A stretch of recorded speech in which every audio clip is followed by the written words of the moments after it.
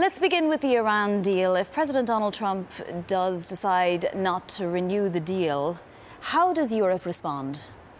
Well, we still hope that the president will not cancel the deal, so to speak, because we think it's a good deal. It's a deal that prevented Iran from going nuclear, from having the bomb, so to speak.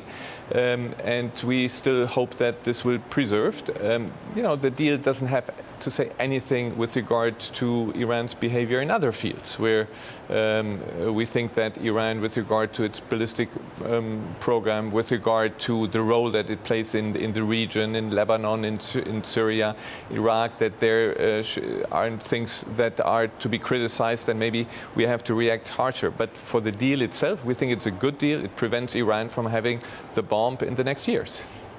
You say that the EU will stick with the deal regardless. So even if the president doesn't sign again or makes some different kind of arrangement, that the EU will stick with this deal. But how would that work for EU companies? It seems like there's a disconnect. Well, the deal had two parts. The one part is that Iran would give up its nuclear program. On the other hand, they would have benefits economically. That has not materialized to the degree that the Iranians wanted it. At this stage, it's too early to say what will happen if, from the American side, the waiver that the president has to express again will not happen. Sure, but you must have thought about this. What would you say to Chancellor Angela Merkel should Donald Trump not re-sign the deal? Well, I'm no longer the national security advisor. What for me was very important is that we keep Iran from enriching uranium, having the bomb, and we have to do everything to preserve this. And we do not want to have a situation where now that the president maybe say, okay, it's over and no waiver, that then Iran all of a sudden enriches against uranium and it comes closer to the bomb. This is what we wanted to prevent from the deal, and this will be the goal that the objective that we'll pursue. Germany has engaged in a campaign for a non-permanent seat on the Security Council. Why should Germany have that seat? Well, we believe that Germany makes a contribution to this organization. In 2016, Germany was the second highest donor to the overall UN system, right after the US. So we think it's because we participate financially. But then we also have a very specific approach to the topics that are on the agenda.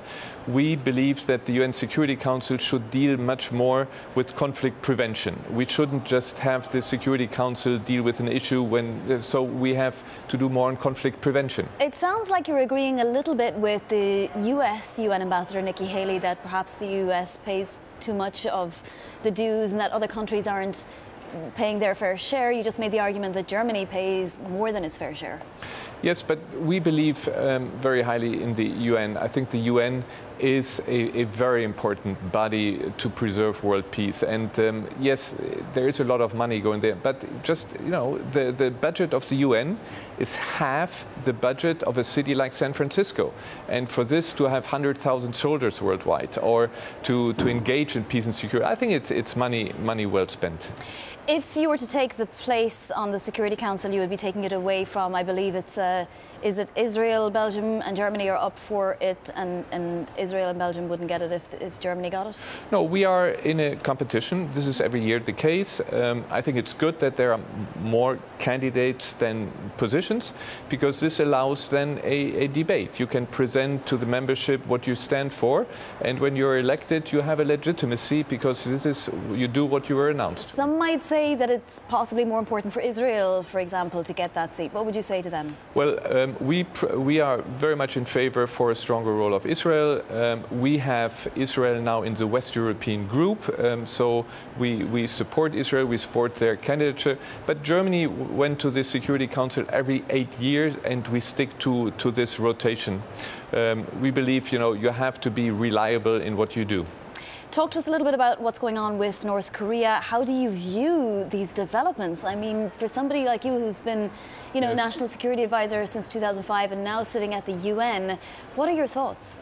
Well, it's a fantastic development. I come from a country that was divided. We had East and West Germany, and then all of a sudden, in the 80s, things started to move, and in 1989, Germany was reunified. So to see right now North and South Korea again talking to each other, getting along to each other, and maybe at some stage having the same development as in Germany, this is fantastic. For a national security advisor, this is a dream come true.